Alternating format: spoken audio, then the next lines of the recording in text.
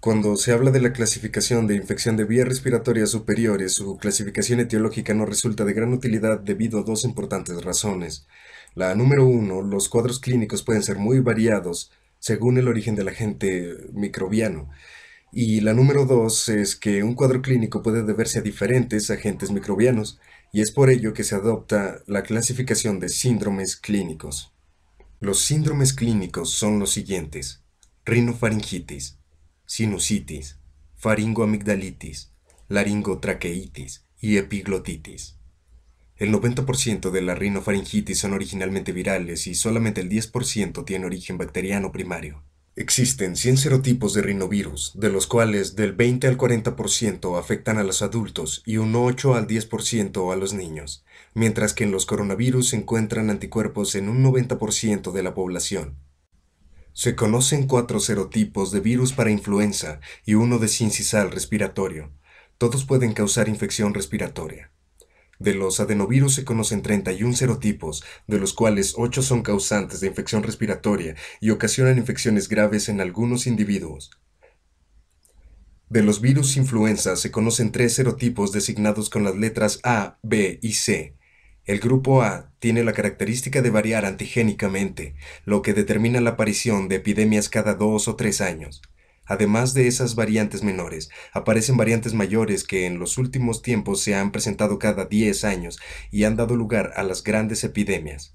En 1947 tuvo lugar una epidemia del virus H1N1, en 1957 del virus H2N2, en 1968 el virus H3N3 y en 1976 el virus HSWN1 o gripa de cerdos.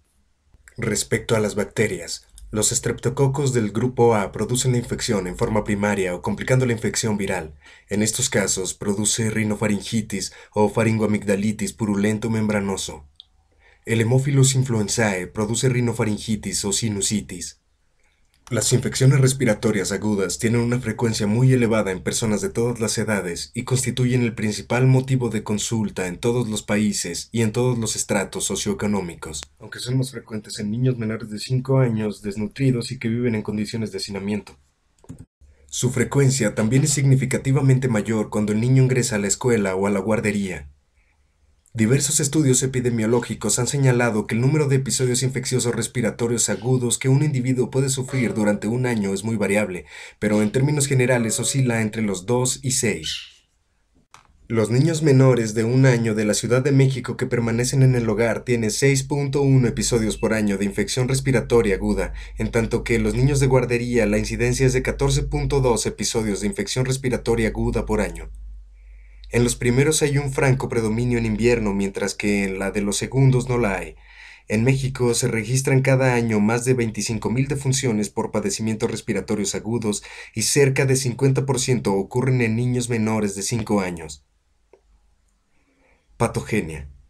La nasofaringe es la puerta de entrada de las infecciones de las vías respiratorias superiores. El agente patógeno se implanta directamente sobre la mucosa y produce las manifestaciones clínicas por acción directa, como es el caso de los virus, o por medio de toxinas, como ocurre con las bacterias. La diseminación es por contigüidad. En la rinofaringitis y en la sinusitis, los vasos de la mucosa están aumentados de calibre y la mucosa en general está edematosa. Hay un filtrado difuso de neutrófilos con hiperactividad de las glándulas. Cuando hay infección bacteriana, aumenta notablemente el número de neutrófilos en el exudado inflamatorio. Cuadros clínicos. Rinofaringitis. Suele comenzar con estornudos, rinorrea y alina, sensación de cosquilleo y dolor en faringe, congestión y edema de la mucosa nasofaríngea, enrojecimiento de conjuntivas y epífora. Este conjunto de signos y síntomas pueden acompañarse de fiebre, mialgias, atralgias, cefalea y anorexia. La evolución natural del padecimiento es hacia la curación en un tiempo variable, generalmente de 3 a 4 días. Laringotraqueitis o CRUB. Se inicia generalmente con rinorrea hialina y tos sin carácter especial. Puede haber fiebre elevada y en 2 o 3 días aparece disfonía, tos traqueal, estridor laríngeo, signos de insuficiencia respiratoria de intensidad variable de acuerdo con el grado de obstrucción, principalmente aleteo nasal, tiro supraesternal y supraclavicular, retracción sifoidea y disociación tráqueo-abdominal. Epiglotitis aguda, mejor llamada supraglotitis, es de inicio muy agudo y se caracteriza por fiebre alta, faringe hiperémica y signos y síntomas de obstrucción respiratoria. Los niños con epiglotitis son en general mayores y presentan un curso rápido y progresivo de obstrucción supraglótica que se ha caracterizado morfológicamente como una epiglotitis rojo cereza. Complicaciones. En las infecciones de origen viral, la complicación más frecuente es la infección bacteriana. Otras complicaciones son otitis, sinusitis, absceso periamigdalino o retrofaringeo, bronquitis y neumonía. Diagnóstico. El diagnóstico de rinofaringitis es clínico. El cultivo y el estudio serológico para investigar infección viral se usa únicamente con fines epidemiológicos.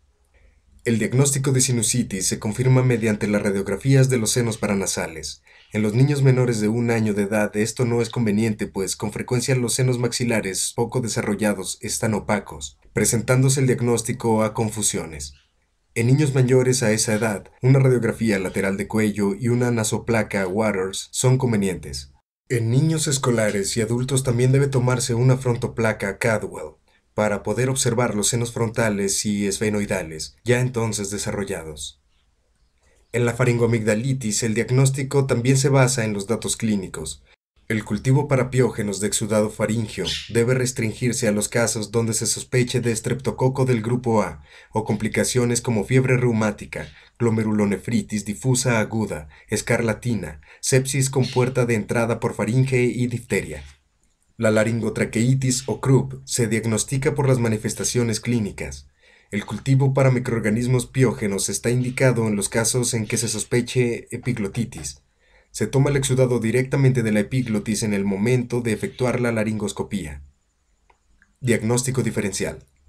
Rinofaringitis.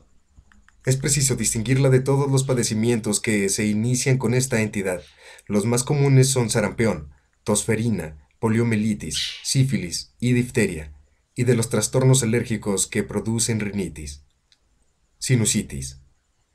Debe hacerse la diferencia entre sinusitis y rinitis alérgica, cuerpos extraños en cavidad nasal, pólipos e infecciones dentales. Estas últimas por sí mismas pueden ocasionar sinusitis por extensión directa. Faringoamigdalitis. En el diagnóstico diferencial de la faringoamigdalitis purulenta membranosa debe considerarse difteria, mononucleosis, escarlatina, padecimientos malignos como leucemia y agranulocitosis. La forma vesiculosa no representa problema de diagnóstico diferencial. Laringotraqueitis. El diagnóstico diferencial de la laringotraqueitis debe establecerse fundamentalmente con cuerpo extraño en vías aéreas, absceso retrofaríngeo y difteria. La diferenciación entre un origen viral o bacteriano se basa en cuadro clínico, datos radiológicos y laringoscopía. Tratamiento. Rinofaringitis, sinusitis y faringoamigdalitis. El tratamiento de estas entidades es el mismo y puede dividirse en general y específico. El tratamiento general consiste en brindar un aporte suficiente de líquidos y calorías, controlar la fiebre y mantener permeables las vías aéreas. En los casos de origen viral, no está justificado el tratamiento profiláctico con antimicrobianos. El tratamiento específico se aplica solo en los casos en que se sospecha de una causa bacteriana desde el inicio o complicación de una infección viral. Cuando se considera que existe sinusitis, se recomienda iniciar antimicrobianos, ya que más del 90% de los casos, aunque se haya iniciado con una infección viral, ya hay un componente bacteriano agregado. El tratamiento de la laringotraqueitis y la epiglotitis se puede dividir en 1. Tratamiento general, 2. Tratamiento de la obstrucción laríngea y 3. Tratamiento específico. El tratamiento general es el mismo que se mencionó para la rinofaringitis, sinusitis y la faringoamigdalitis. Tratamiento de las complicaciones. Según se señaló en párrafos anteriores, las complicaciones más frecuentes son las ocasionadas por las infecciones bacterianas agregadas, tales como la otitis media, el absceso periamigdalino, la traqueitis bacteriana, la bronquitis bacteriana y la neumonía. Para el absceso periamigdalino, debe darse dosis elevadas de penicilina sódica o una cefalosporina de segunda generación y el drenaje quirúrgico. Los pacientes con traqueitis bacteriana suelen requerir aspiración traqueal periódica. Pronóstico. En general es favorable, excepto en pacientes con complicaciones y aquellos que presentan hipoxemia grave. Prevención. Durante la infección respiratoria se produce elevación de anticuerpos hormonales y anticuerpos secretorios locales de la mucosa. Se ha encontrado que estos últimos tienen gran importancia como mecanismo de defensa, probablemente mayor que los anticuerpos hormonales. Esta es la razón por la que se ha tratado de producir vacunas que se administren por vía de entrada natural de la infección. El aislamiento y la cuarentena de estos enfermos es poco práctico porque empiezan a ser infectantes antes del inicio de las manifestaciones clínicas. La prevención debe hacerse básicamente por medio de la educación higiénica, evitando aglomeraciones en época de epidemia y evitando el contacto con los enfermos para evitar mayor diseminación. Se debe lavar las manos con frecuencia y evitar saludar de mano, puesto que este es un mecanismo importante en la transmisión de las infecciones respiratorias.